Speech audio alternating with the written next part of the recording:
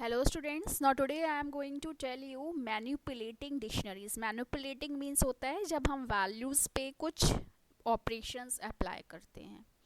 तो in the last video I have told कि हम list पे dictionaries पे functions को कैसे apply करते हैं. तो आज हम उसी function को use करके manipulation करना सीखेंगे. तो इसमें मैं आपको verbally ही बताने वाली हूँ. देखो इसमें सबसे पहले है क्रिएट अ डिक्शनरी ऑड. एक आपको डिक्शनरी क्रिएट करनी है ऑड नेम से of odd numbers between 1 and 10 where the key is the decimal number and the value is the corresponding number in words. तो ये देखो इस तरह का क्वेश्चन है जिसमें आपको एक डिक्शनरी क्रिएट करनी है ऑड नेम से और उसमें इन्होंने कहा है कि 1 से लेकर 10 के बीच में जो भी ऑड नंबर्स हैं वो लेने हैं जहाँ पे की क्या होगी डेसिमल नंबर होगा and value is the corresponding number in the words. ठीक है. तो ये जो 1 है 3 है 5 है 7 है 9 है ये सब आपके नंबर्स हैं. ठीक है. डेसिमल नंबर से कंफ्यूज होने की ज़रूरत नहीं है. और ये जो 1 3 4 5 6 ये सब आपके जो ये नंबर्स हैं इनको वर्ड्स में लिखा गया तो ये इसकी वैल्यू है. तो जब आप डिक्शनरी को प्रिंट कराओगे तो it will look like this. Okay. उसके बाद आपका सेकंड है display the keys in dictionary odd. अब आपको मैंने कल बताया था कि जब भी हमसे किसी डिक्शनरी की कीज़ को प्रिंट करने को बोला जाता है तो हम डिक्शनरी डॉट कीज़ तो ये जितनी भी कीज़ हैं इस डिक्शनरी में वो उनको प्रिंट कर देगा. फिर उसके बाद display the values in dictionary. अगर आपको डिक्शनरी में ऑड एक डिक्शनरी है ऑड नेम से जो आपने बनाई उसकी वैल्यूज़ को प्रिंट करना है तो ऑड डिक्शनरी डॉट वैल्यूज़. जो भी डिक्शनरी का नेम है डॉट वैल्यूज़. तो डिक्शनरी की जो भी वैल्यूज़ हैं वो उसको प्रिंट कर देगा. उसके बाद नेक्स्ट क्वेश्चन है display the items from dictionary odd. ठीक है. अब मैंने आपको बताया था आइटम्स क्या होते हैं. Item is a combination of की एंड वैल्यूज. की एंड वैल्यू के पेयर को हम बोलते हैं आइटम्स. तो मैंने कल आपको इसका एक प्रोग्राम करके दिखाया था विद फंक्शन की पेयर हमने एक बनाया था और उसमें फिर उसको किस तरह से डिक्शनरी के लिए प्रेजेंट किया था. तो आपको सिंपली उन डिक्शनरी को आइटम्स की फॉर्म में प्रेजेंट करना है तो कुछ नहीं करना है आपको डिक्शनरी नाम डॉट इट आइटम्स पुट करना है. ठीक है. तो ये इस तरह से टपल्स की फॉर्म में डिस्प्ले हो जाएगा. उसके बाद फाइंड द लेंथ. अगर आपको डिक्शनरी की लेंथ फाइंड आउट करने के लिए बोला जाता है तो you will use the len function. ठीक है. तो लेन आपको पता है कितनी है 1 2 3 4 एंड 5. तो 5 इसका आंसर आ गया. And you should also know कि जब भी आपसे कोई आउटपुट प्रिडिक्ट करने के लिए बोला जाता है तो आपको ये भी पता होना चाहिए कि उसका डाटा टाइप कैसा होगा. नंबर होगा स्ट्रिंग होगा किस तरह का होगा. उसके बाद नेक्स्ट है चेक इफ़ 7 इज़ प्रेजेंट और नॉट इन डिक्शनरी ऑड. तो ऑब्वियसली यहाँ पे हम किसका यूज़ करेंगे when they ask you to check any value और any key which is present in the dictionary. तो उसके लिए हम मेंबरशिप ऑपरेटर्स का यूज़ करते हैं. तो इन या नॉट इन. तो आपको बोला गया है कि चेक करो कि 7 प्रेजेंट है कि नहीं डिक्शनरी में. तो 7 इन ऑड. तो इट इज़ ट्रू क्योंकि 7 ऑड में है. उसके बाद नेक्स्ट है चेक इफ 2 इज प्रेजेंट और नॉट इन डिक्शनरी. तो डिक्शनरी ऑड में 2 प्रेजेंट है कि नहीं. तो 2 इन ऑड नहीं है क्योंकि 2 एक इवन नंबर है तो वो डिक्शनरी में नहीं था. Retrieve the value corresponding to the key 9. ठीक है. अब आपको वैल्यू रिट्रीव करने को बोला गया है. तो रिट्रीव हम वैसे वैल्यू करते हैं. आप दोनों तरह से कर सकते हो. आप डॉट गेट फंक्शन के बिना अगर आपको यूज़ करना है तो फिर आप क्या करोगे डॉट गेट. वैसे तो हम सिंपली ऑड में स्क्वायर ब्रैकेट में अगर हम सिर्फ की देते हैं तो वो हमें वैल्यू डिस्प्ले कर देता है. ठीक है. अब आपको फंक्शन यूज़ करना है तो फंक्शन भी यूज़ कर सकते हो. तो डिक्शनरी डॉट गेट में आप की का नाम लिखोगे क्योंकि हम किसी भी डिक्शनरी को वैल्यू को उसकी की से एक्सेस करते हैं. तो की है 9 तो उसने आपको वैल्यू बता दी. ठीक है. फिर आपसे बोला गया कि किसी भी आइटम को delete the item from the dictionary.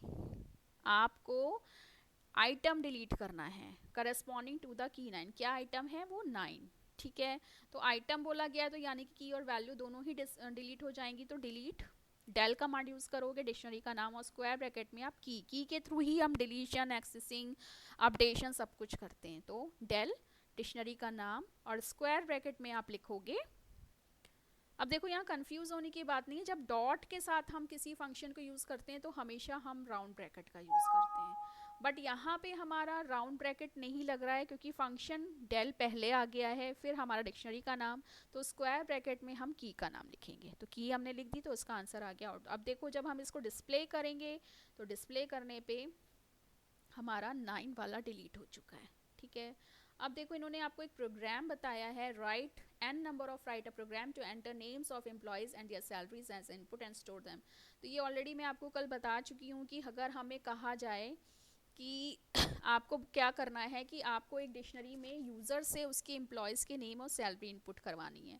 तो सबसे पहले हमने एक वेरिएबल दिया है नम, वैल्यू इंटीजर में ही होनी चाहिए क्योंकि हम नंबर ऑफ़ एम्प्लॉयज़ यूज़र डालेगा वो उसमें पुट करेगा।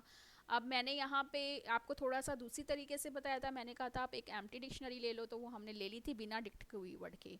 आप employee is equal to curly brackets भी, एम्प्टी कर्ली ब्रैकेट्स भी, तो आपके पास दोनों तरीके हैं। जब भी आपसे एम्प्टी डिक्शनरी क्रिएट करने के लिए बोला जाता है तो dictionary is equal to dict keyword भी आप यूज़ कर सकते हो, या फिर employ is equal to curly brackets, ठीक है। फिर count is equal to 1, it's not mandatory, वो आपकी इट्स नॉट मैंडेटरी, आप लिख भी सकते हो नहीं लिख सकते हो, अपना आप डायरेक्ट यहाँ पे वेरिएबल ले लो। इन रेंज, फिर जिसमें वैल्यू पुट होगी वो हमारी एन में है, ठीक है। फिर आप यूज़र से नेम लोगे, सैलरी लोगे, फिर उसके बाद वो यहाँ पे एन नहीं आएगा, यहाँ पे नम आएगा, by mistake they have written N, N नहीं आएगा, यहाँ पे नम आएगा क्योंकि यूज़र से जो हम वैल्यू ले रहे हैं वो नम में आएगी। फिर देखिए जो मैंने आपको कल बताया था, फिर आप प्रिंट कराओ, ठीक है। तो इस तरह से आप यूज़र से भी वैल्यू पुट करवा के ले सकते हो, ये इसका आउटपुट है। तो ये हो गया आपका लिस्ट मैनिपुलेशन, ठीक है। इन्होंने आपको और भी प्रोग्राम्स बताए कि write a program to count the number of items a character appears in a given string, यानी कि आप यूज़र जो भी स्ट्रिंग एंटर करेगा वो उसको काउंट करेगा। तो एक स्ट्रिंग नाम से कैरेक्टर वेरिएबल लिया है, input enter a string, user एक स्ट्रिंग एंटर करेगा, एक एम्प्टी डिक्शनरी यहाँ पे ली हुई है, ठीक है। फिर उसको काउंट करेगा जो भी यूज़र स्ट्रिंग डालेगा। अगर कैरेक्टर डिक्शनरी में डाला है, अगर वो कैरेक्टर डिक्शनरी में है,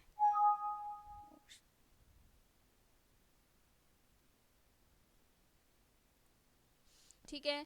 अगर कलर उस जो भी स्ट्रिंग वैल्यू डिक्शनरी में, क्योंकि हमें चेक करना पड़ेगा, डिक्शनरी ऑलरेडी बनी हुई है, हमें सिर्फ यूज़र से स्ट्रिंग लेनी है। सपोज आपकी डिक्शनरी ऑलरेडी बनी हुई है, आप यूज़र से एक स्ट्रिंग एक्सेप्ट कर रहे हो कि वो डिक्शनरी में जो स्ट्रिंग है वो कितनी उसमें कैरेक्टर्स हैं, तो ऑब्वियसली हम उसको इन से चेक करेंगे, ठीक है।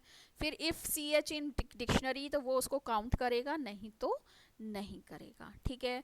तो फॉर की इन डिक्शनरी, ठीक है। उसके बाद ये देखिए इस तरह से enter a string hello world, तो उसने काउंट करा लाइक दिस कि हेलो उसमें 3 टाइम्स है, ओ 2 टाइम्स है, डब्ल्यू 1 टाइम पे, मतलब हर स्ट्रिंग के कैरेक्टर्स कितने बार आए वो यहाँ पे बताएगा। अब ये एक छोटा सा प्रोग्राम है, write a program to convert a number, तो ये हम ऑलरेडी एक पहले भी कर चुके हैं कि आप यूज़र से एक नंबर, कोई भी नंबर लोगे तो वो उस अपने आप उसका आउटपुट उस नंबर को वर्ड में कन्वर्ट कर देगा। तो यहाँ पे पहले हमने एक डिक्शनरी बना ली, ठीक है। डिक्शनरी बनाने के बाद हमने एक वेरिएबल ले लिया रिजल्ट नाम से, फिर हम उसको काउंट कराएंगे फॉर सी एच इन नम, क्योंकि यूज़र से हम जो भी नंबर लेंगे वो यहाँ पे होगा। Key is equal to integer character converts करे, ये हमने क्यों यूज़ किया है कि यूज़र जो भी कैरेक्टर डालेगा वो उसको इंटीजर में कन्वर्ट करेगा और फिर नंबर नेम्स में, क्योंकि की हमारी यहाँ पे है, ठीक है। तो इसको आप रन करके देखिएगा, this is very interesting program, और इस तरह से फिर आपका प्रोग्राम कंप्लीट हो जाएगा।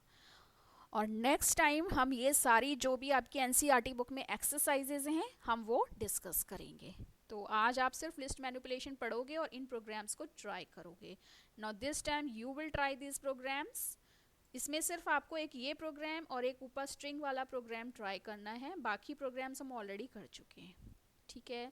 तो next time we will discuss these exercises practically. Thank you.